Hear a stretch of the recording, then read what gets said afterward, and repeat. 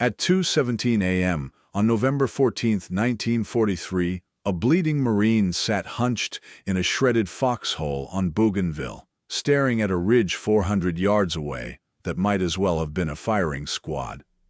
Japanese snipers owned that high ground.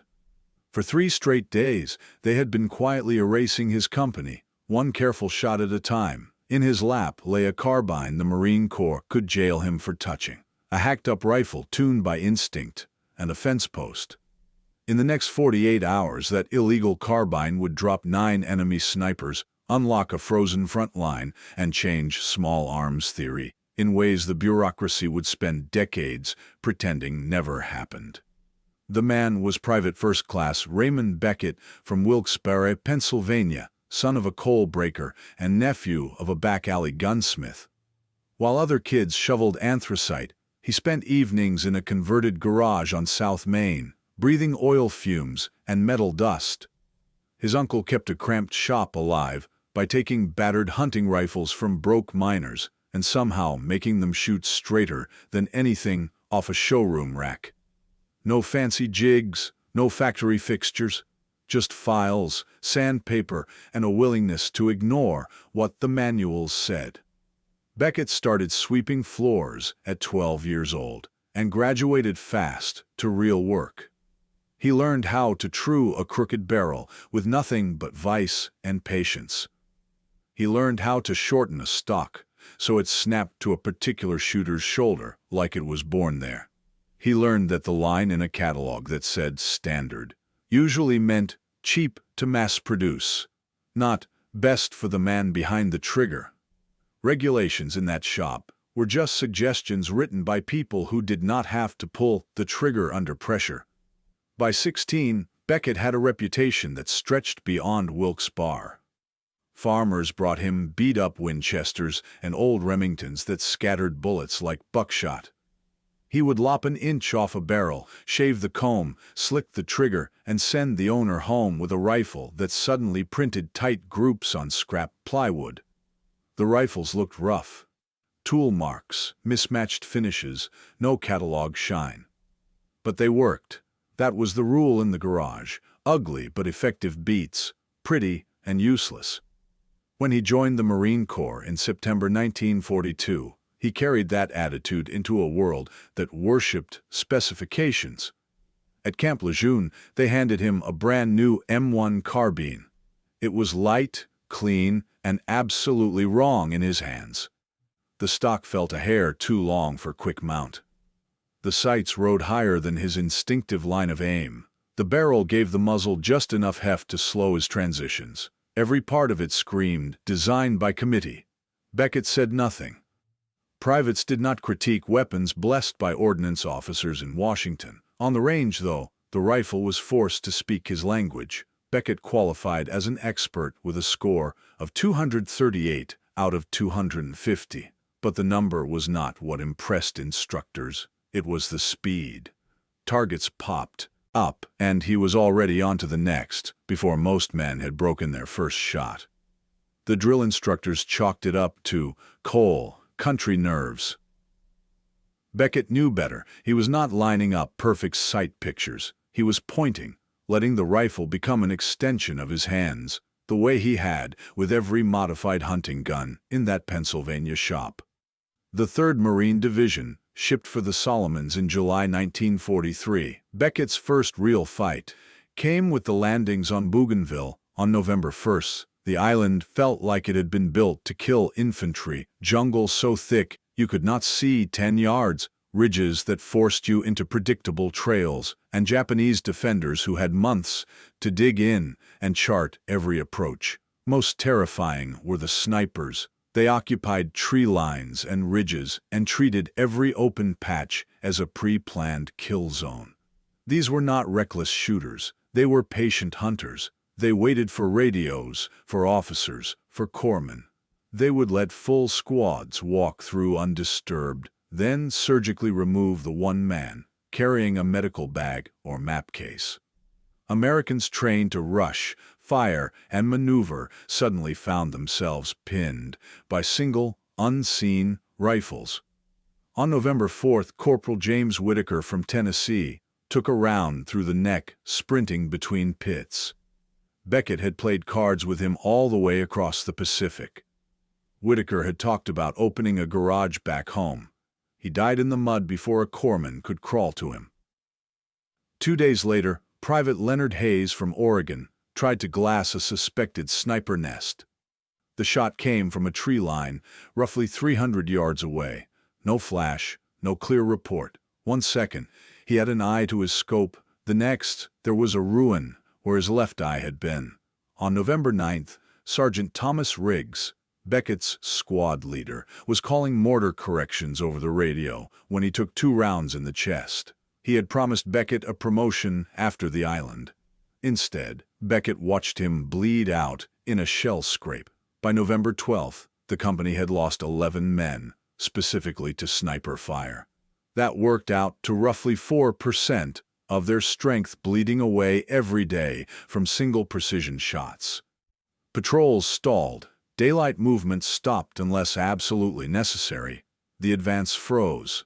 The official counter-sniper playbook called for blasting suspected positions with rifles, machine guns, mortars, even artillery if you could get it.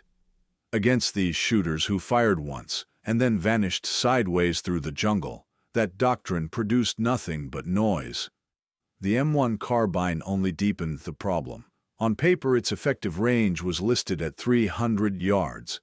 Reality was harsher. Past 200 yards, the .30 carbine round bled speed, arced badly, and drifted hard in the wind.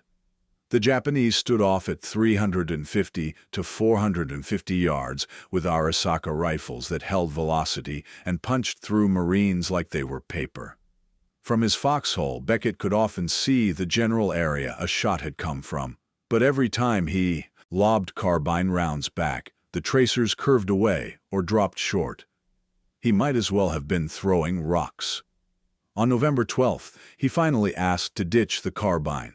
He requested an M1 Garand from his platoon leader, Lieutenant Porter, a college man from Connecticut who thought in supply diagrams. Porter said no. Garands went to riflemen and automatic riflemen. Carbines were for scouts and flank security. Changing weapons meant changing ammo loads and disrupting tables somebody in an office had spent months building. From the lieutenant's perspective, Beckett's request was a rounding error in a neat logistics chart. Beckett did not argue. He had learned in Pennsylvania that some people could only be convinced by results, not conversations. That night, sitting in a muddy line on a ridge, he made a decision that should have ended his career in handcuffs. If the Corps would not give him a better tool, he would turn the wrong tool into something deadly. He was going to butcher his issued rifle and make it do something the manual said it could not. The transformation happened over 3 nights, by dim light, using tools that technically were not supposed to leave the armorer's bag. On November 12th at about 11:30 p.m., with his watch not due until 2 a.m., he slipped into the company armorer's gear. The armorer, Sergeant Polanski, a former auto mechanic, kept a small hacksaw, a couple of files, and a bottle of oil in a canvas pouch. Beckett borrowed them without asking. He belly-crawled to a shallow scrape about 50 yards from the command post and stripped his carbine down. He measured 3 inches back from the muzzle, marked the steel by feel, and set the dull hacksaw blade to work. Cutting an 18-inch barrel down in the dark with a tired arm took 18 grinding minutes. Every stroke sounded to him like a bell in the jungle night. By the end, his forearm burned, his hand shook, and the muzzle wore a rough, torn edge that would scatter bullets like a bad crown on a hunting rifle. That was not acceptable, so he took a triangular file and started truing the muzzle. No gauges, no bench blocks, just years of muscle memory. 3 strokes, rotate the barrel a bit. 3 strokes, rotate again, crown the edge until the rifling ended in a clean, even circle. Twice the file slipped and bit his thumb and index finger. He wrapped the blood in a strip of torn undershirt and kept working. By about 1:45 a.m., The crown felt right under his fingertips. Not pretty, not perfect, but good enough that bullets would leave the barrel straight.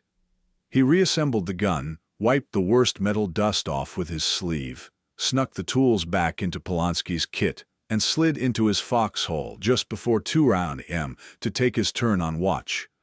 The carbine now sported a 15-inch barrel, 3 inches short of regulation, and a direct ticket to a court-martial if any officer noticed.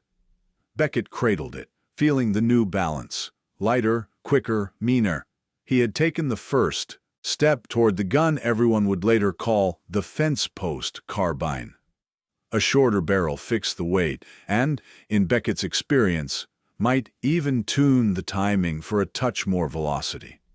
But by the next night, he knew the rifle still was not where it needed to be. The jungle demanded speed. Vines, roots, and mud punished any weapon that took too long to shoulder. The standard stock forced him into a full, textbook mount. That was fine on a stateside range, deadly on Bougainville. He needed the gun to come up fast and point like a shotgun. On November 13th, around 10:30 p.m., he raided Polonsky's tools again. This time the barrel stayed alone. The wood took the punishment. Beckett pulled the stock, set it across his knees, and went at the butt with a rasp. He carved off roughly an inch of length, then rounded the sharp military edges until they felt like the familiar, worn-down stocks from his uncle's shop. It took nearly 3 hours of quiet, steady strokes. Curled shavings piled at his boots in the damp dirt. When he finished, he scraped a small hole and buried them. No evidence. He brought the carbine to his shoulder. It snapped into place in about 1.5 seconds, not the 3 he had timed with the factory stock. The comb hit his cheekbone in the same spot every time. The sight picture appeared without conscious thinking. It was ugly work, the kind that would make an inspector tear his hair out. To Beckett, it felt like home. In thick jungle where a half-second could decide who walked away, shaving that time mattered more than any lecture on proper form. The last problem was the sight picture. The factory front sight and rear aperture were set up for center mass hits at around 100 yards. That made sense for rear echelon troops firing at charging silhouettes. It meant nothing to a man trying to thread shots into barely visible shapes 400 yards away, half hidden in foliage. On November 14th, around 9:15 p.m., he went back to work. He filed the front sight down by a few millimeters, making it lower and finer, then gently bent the rear leaf to adjust where the gun printed at distance. He could not test any of it. Any live fire would have brought officers storming into the line. So he did what he had been doing since he was a teenager, trusted his gut and a mental map of ballistics. He wrapped the now radically altered carbine in a poncho, tucked it into his hole, and waited for morning. If he had guessed wrong, that guess would be paid for in blood. His bandaged shoulder seeped through his shirt. He ignored the corpsman and tried to grab a few hours of jittery sleep. At 6:20 a.m. on November 15th, the Japanese opened their day's work, not with a screaming charge, but with a sniper net. Carefully timed shots started picking off any Marine dumb or unlucky enough to move. Beckett's platoon straddled a muddy trail running parallel to the ridgeline. Terrain was a nightmare. No real cover, just shallow scoops of earth. Anyone who stood up to relocate became a silhouette for riflemen positioned 400 yards uphill in the tree line. The first hit came at 6:23 a.m. A radio man stood to fiddle with his antenna and dropped dead from a single shot. 4 minutes later, a lieutenant trying to move between positions went down in the same neat, surgical fashion. By 7 a.m., 3 Marines were dead, and the rest were plastered to the mud, pinned flat. Artillery was off the table. The Japanese were too close to friendly lines. Aircraft might as well have been on another planet under that canopy. Nobody could even return effective fire. Every time someone tried to spot, a round snapped past his face. Beckett watched the third man die. Private Sullivan from Iowa tried to crawl to a wounded buddy and caught a bullet for the effort.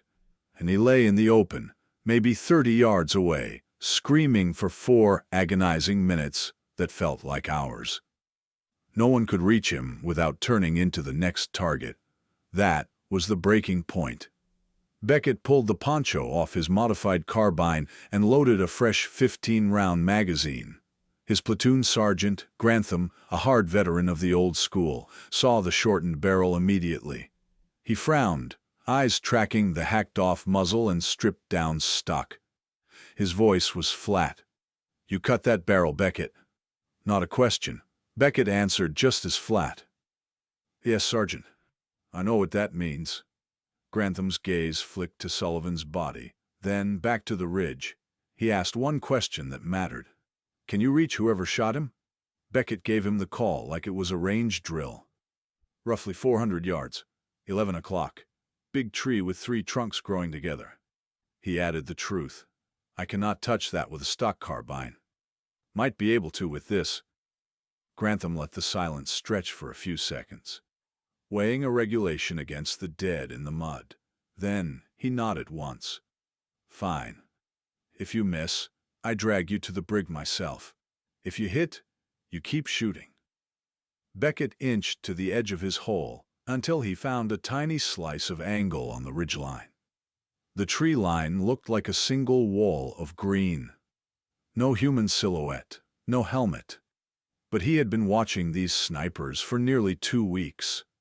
They favored positions about 10 to 15 feet up, where they could see over brush, but still wrap themselves in branches. They picked spots with multiple escape paths and did not immediately move after firing. They waited a few minutes to see where Americans sprayed their blind return fire. Sullivan had been hit roughly 6 minutes earlier. Odds were good that rifleman was still in place. He filtered the tree line down to 3 likely nests. The triple trunk tree checked all the boxes: height, cover, lanes of retreat. Beckett focused on a darker patch where the trunks merged about 12 feet up. There was no visible man, just a suspicious lump of shadow and geometry. He settled the carbine into his shoulder, feeling the shortened stock slide into the pocket like it had grown there. At an estimated 400 yards, with a light left-to-right wind around 5 miles per hour, his 30 carbine slug would drift nearly a foot. He held his front sight off the left edge of the shadow, about where his internal ballistics chart said the bullet would end up centered. He exhaled halfway and pressed the trigger. The shot cracked louder and flatter than a standard carbine, the shorter barrel giving it a sharper bark. He immediately ran the action, bringing a second round into the chamber, but held his fire. All eyes watched that patch of leaves. 4 seconds, 5. Then something heavy fell through the branches and hit the ground hard. It did not move. Grantham lifted binoculars, stared for about 10 seconds, then lowered them. "He is harnessed in the tree, and he is not moving." First confirmed counter-sniper kill, 400 yards, with a weapon the Corps said topped out at 300. Word rippled through the platoon in seconds. Hope, for the first time that morning, beat fear. Someone in their foxholes could hit back. At 7:42 a.m., another crack snapped across the trail from a different angle. This shooter had chosen a bamboo cluster about 380 yards off to the right. His first round smacked dirt 3 feet from a Marine, who immediately shoved himself deeper into the mud. Beckett did not wait for an order. He crawled to a spot with a line on the clump. The bamboo was thicker than the triple trunk tree, so the sniper had to be lower, maybe 8 feet up, wedged where several stalks crossed. Beckett picked the densest knot of stalks that matched that geometry. He fired 3 rounds in about 4 seconds. Not in a wild burst, but as a controlled vertical line, each shot about 6 inches apart going up the foliage. On the third, a scream tore out of the bamboo. A rifle tumbled first, then a body crashed through the canes and hit the ground. 2 snipers dead in under 20 minutes. By mid-morning, Beckett had chalked up 4 kills. Each engagement followed the same formula: map the terrain, read the sniper's habits, pick the most probable hide, and shoot before the enemy could shift positions. The altered carbine gave him just enough edge in speed and reach to make marginal shots land. Japanese marksmen adapted, falling back deeper into the tree line, sometimes 450 or even 500 yards away. Many of those were beyond what even his fence-post carbine could reasonably handle. A few were right on the ragged edge. Around 11:30 a.m., he took a long shot at approximately 467 yards.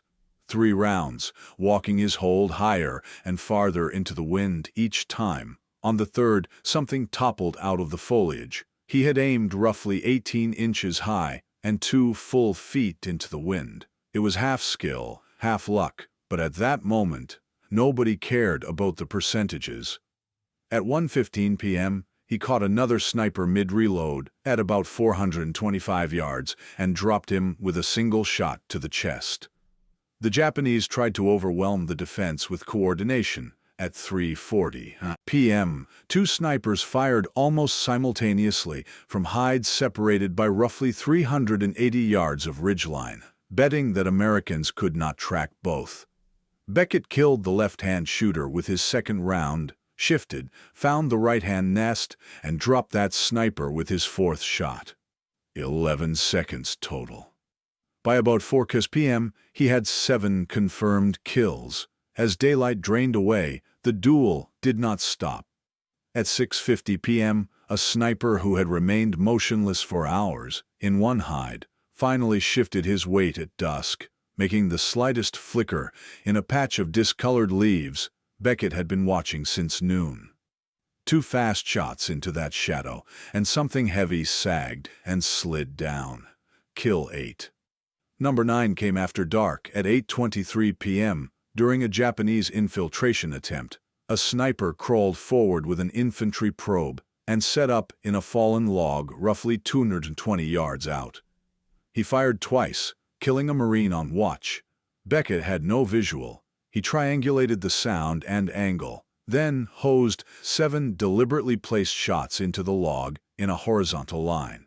A voice shrieked, then went quiet after about 40 seconds. In under 48 hours, Beckett had killed 9 enemy snipers at ranges from 220 to nearly 470 yards, using a weapon that official tables said could not reach past 300. 2 companies that had been pinned for almost a week suddenly found room to move as enemy precision fire dropped to a fraction of what it had been. Sniper-caused casualties fell from about 4% per day to below 1%. And the Marine who made it happen did it with a rifle that, on paper, did not exist. The reward came on November 18th at 9:30 a.m., and it did not look like a medal. Captain Ricks, the company commander, a West Point graduate with a lifetime in uniform ahead of him, ordered Beckett to the command post. On the table between them lay the mutilated carbine, short barrel, cut-down stock, filed sights. The captain turned the rifle in his hands for almost 2 minutes, saying nothing, while Beckett stood at attention, already mentally counting the articles of the UCMJ he was about to trip. Finally, Ricks asked the obvious question. "You did all this yourself?" Beckett answered yes. The captain ticked off the consequences like items on a list. Destruction of government property, unauthorized modification of issued gear, possible court-martial, reduction in rank, even a bad discharge. Beckett confirmed he understood each one. Then Ricks laid out his problem. 3 sergeants had reported that this hacked-up rifle had broken the sniper siege and stopped the bleeding. At the same time, written regulations were crystal clear. "If I throw the book at you," the captain said, "I lose the one man who just solved our worst problem. If I do nothing, every private in the division will think he can start sawing on his rifle." He worked the action, brought the carbine to his shoulder, and seemed surprised by how quickly it mounted. "This feels quicker," he admitted. Beckett gave a straightforward answer. "About 140 rounds through it since the modifications, 0 malfunctions." In the end, Ricks chose a third path. No brig, no commendation. He stamped the whole thing as a field expedient modification under combat necessity and buried it in paperwork. Beckett would not be punished, but he would not be celebrated either. Instead, the captain quietly designated him the company's go-to counter-sniper. Beckett would keep running the illegal carbine until it broke or higher headquarters took it. He would also train 2 other Marines in counter-sniper tactics using standard weapons, and he was ordered not to discuss the details of the modifications outside the chain of command. For the next 6 weeks, that was his job. He kept tinkering with holds and wind calls and angles, stretching the limits of the carbine's ballistics. During that stretch, he killed another 14 snipers. The men he tried to train absorbed his ideas about terrain, patience, and pattern recognition, but none of them could fully replicate his performance with unmodified rifles. The fence post carbine itself became a quiet legend inside the company. New replacements would see the short barrel and chopped stock and whisper about some special issue sniper gun. Veterans just smirked and told them it was not something that the quartermaster could hand out. Outside the company, the weapon did not officially exist. Captain Ricks made sure of that. After-action reports praised designated marksman effectiveness, but never mentioned a sawed-off barrel or hand-filed sights. There were no photographs, no engineering evaluations, no requests for replication. Intelligence summaries from December 1943 noted that Japanese snipers seemed noticeably more cautious in sectors where the 3rd Marine Division operated, but had no idea why. From their perspective, Americans had suddenly become much better at killing snipers at long range. On February 8, 1944, Beckett's luck finally ran out. A grenade blast during a Japanese counterattack peppered his right leg and lower back with shrapnel. He went down hard and was pulled off the line, evacuated first to a field hospital, then to a rear area facility in New Caledonia. The modified carbine stayed behind. Another Marine carried it briefly until a supply officer, more in love with paperwork than survival stories, noticed the mutilated weapon and yanked it from service. It disappeared into the labyrinth of a logistics depot. No one ever signed a receipt that said where it went next. Beckett spent 11 weeks recovering. When he rejoined his unit in late April, an armorer handed him a fresh, regulation M1 Carbine. Full-length barrel, standard stock, factory sights. The illegal rifle was gone. When Beckett asked Captain Ricks about it, the captain gave him the kind of look that ended conversations. He claimed ignorance, then advised Beckett to forget the entire episode if he wanted a quiet future. The past did not stay buried. In May 1944, a visiting inspector general conducting equipment audits stumbled on a brief note indicating that a modified M1 Carbine had been used in the field. No serial number, no owner, just a vague description. The IG wanted names. Ricks wrote a careful response. He explained that the weapon had been altered by an unnamed Marine under combat pressure the previous November, used for roughly 3 months, then confiscated and removed from service. The modifications had been tactically successful but violated regulations, and the Marine in question had since been wounded and evacuated. The Inspector General was not happy. He recommended a formal policy forbidding such field modifications in combat zones, warning that letting troops tinker with weapons would wreck logistics and standardization. His report was filed on June 3, 1944. 3 days later, Allied troops hit the beaches in Normandy. Against that backdrop, one rogue carbine on Bougainville simply stopped mattering to anyone in headquarters. Beckett heard about the investigation only after it was effectively dead.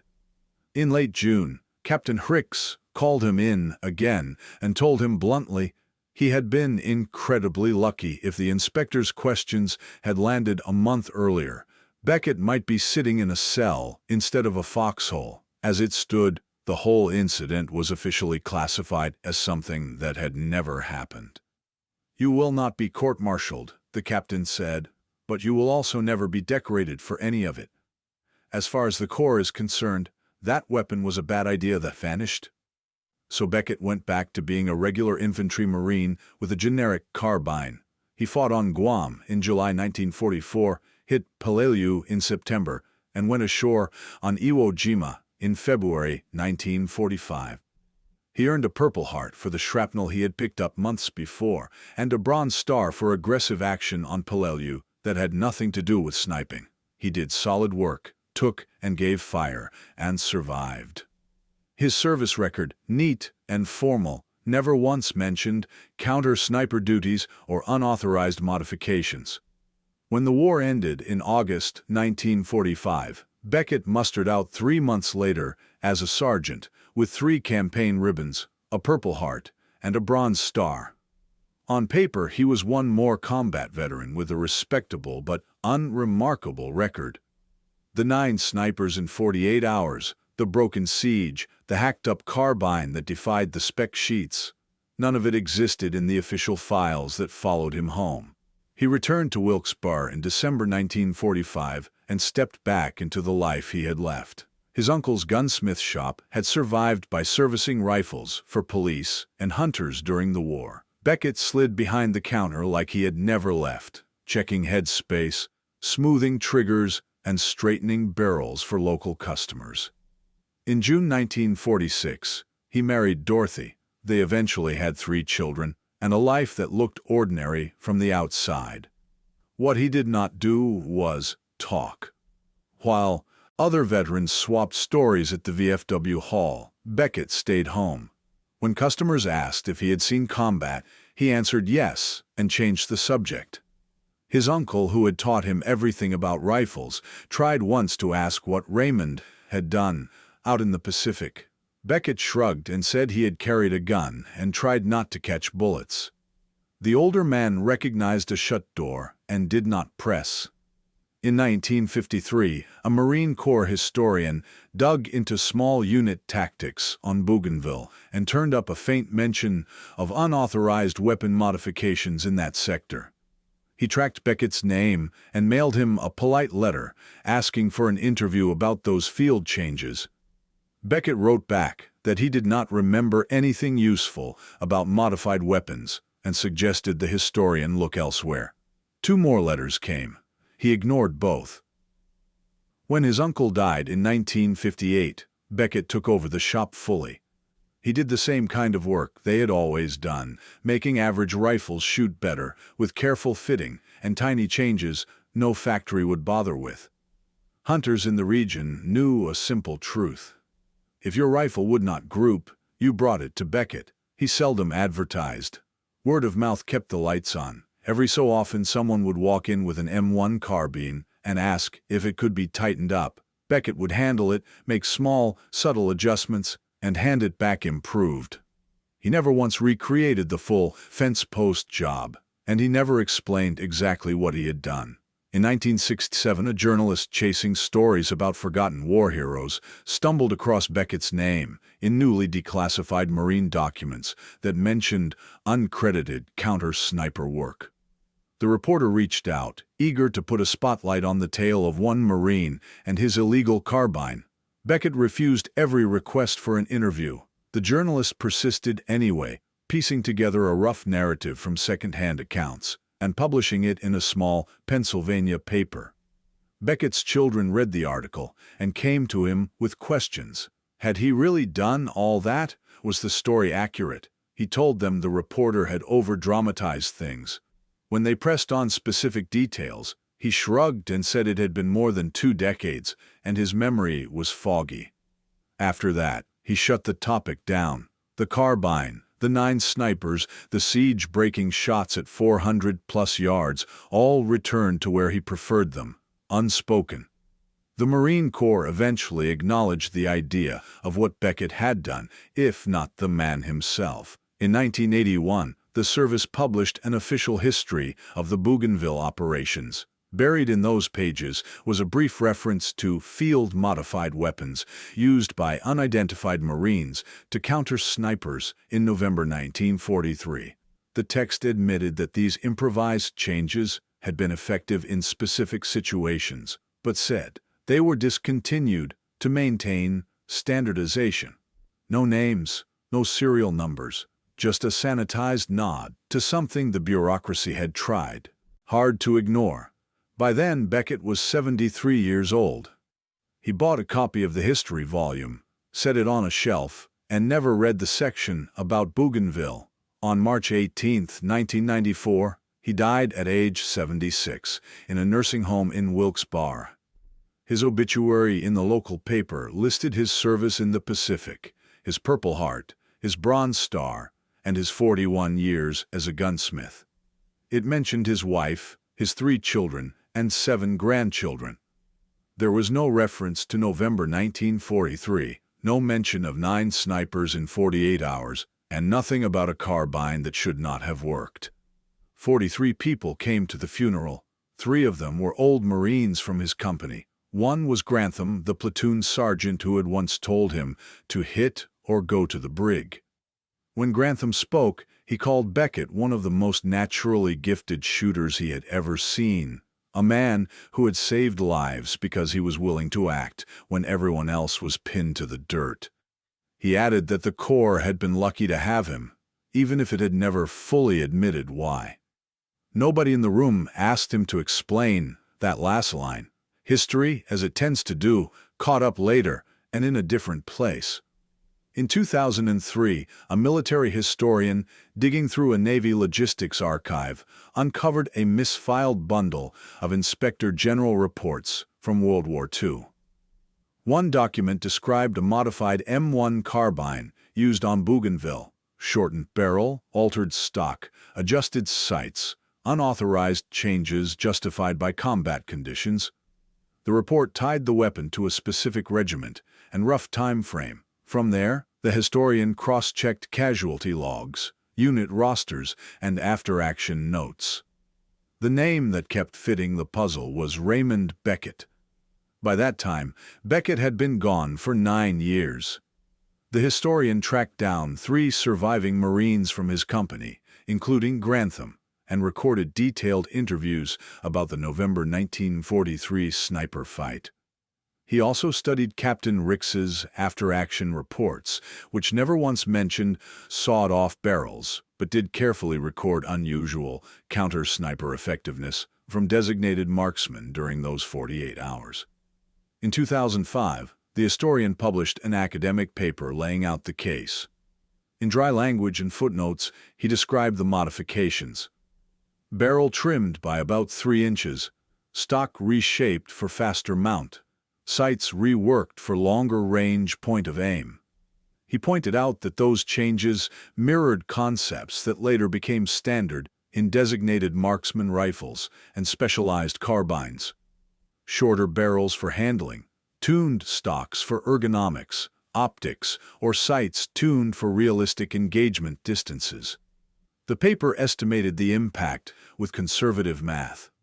Comparing sniper-caused casualty rates before and after Beckett's 2-day rampage suggested that the modified carbine and the tactics around it cut those losses by roughly 60% in that sector. That likely meant between 8 and 12 Americans who did not die in those 6 weeks, all because one enlisted Marine decided to risk his career rather than watch more friends collapse in the mud. The article circulated quietly. Military historians cited it in niche journals. Firearms enthusiasts argued over the ballistics on internet forums. The Marine Corps Historical Division archived a copy. But there was no movement toward a posthumous medal. Official policy blocked awards for actions that technically broke regulations, even when those actions had clearly saved lives. To acknowledge Beckett openly would have meant admitting that a private armed with a hacksaw had outperformed the design and doctrine signed off by colonels and engineers. That was a bridge the institution did not cross. In 2011, a documentary filmmaker working on a project about unsung World War II heroes reached out to Beckett's children. He wanted to feature their father's story, the illegal carbine, the 9 snipers, the siege. They declined. They believed their father would not have wanted cameras or narration turned on something he had avoided talking about for half a century. The filmmaker went ahead anyway, relying on the historian's research and interviews with surviving Marines. The finished film devoted about 6 minutes to Beckett. It aired once, at 2 a.m., on a cable history channel, buried in an off-hour slot. Then, it vanished into the noise of programming schedules and forgotten rerun lists. Viewers who happened to be awake at that hour saw grainy reenactments of a Marine in a muddy foxhole, shouldering a chopped carbine toward a distant tree line. Most never saw it at all. The actual carbine was gone long before any of that. No one recovered it from storage. No museum mounted it under glass. It almost certainly was scrapped, lost, or stripped for parts in some anonymous depot in 1944. There are no surviving photographs, no preserved blueprints. All we have are overlapping memories from the men who saw it, and the technical reconstruction built from their descriptions. What survives more clearly is the pattern. An enlisted Marine on a miserable island faced a problem that doctrine could not solve. Snipers sitting at ranges his issued weapon supposedly could not touch. He reached back to skills learned in a small-town shop, ignored the holy text of the technical manual, and changed his rifle to fit the fight. In 48 hours, he erased 9 enemy snipers and broke a stalemate that had been bleeding his company dry. The organization benefited. Casualties dropped. Units advanced. Later generations quietly adopted similar ideas in new rifle programs and marksmanship concepts. But the man who had done it first, and without permission, never saw his name on a citation for those actions. Instead, he spent decades pretending the whole thing had never happened, because he understood that talking too much about breaking rules in uniform is a good way to invite trouble. This is how innovation often looks in wartime. Not a committee in a clean room, but a sergeant or private, staring at a deadly problem and fixing it with whatever is at hand, knowing full well that if anyone in authority notices, the first response will be, "Who authorized this?" Men like Raymond Beckett accept that risk, because for them, the scoreboard is simple. Fewer names written on crosses. In November 1943, the distance between by the book and effective measured about 3 inches of barrel and a handful of quiet decisions made in the dark. A young Marine chose to cross that distance. The Corps pretended he had not. The enemy snipers he killed did not get a vote. If stories like this hit you, do one thing for the men who never chased recognition. Hit like, subscribe so you do not miss the next buried chapter from the war. And drop a comment telling us where you are watching from, so we know just how far their untold history is finally traveling.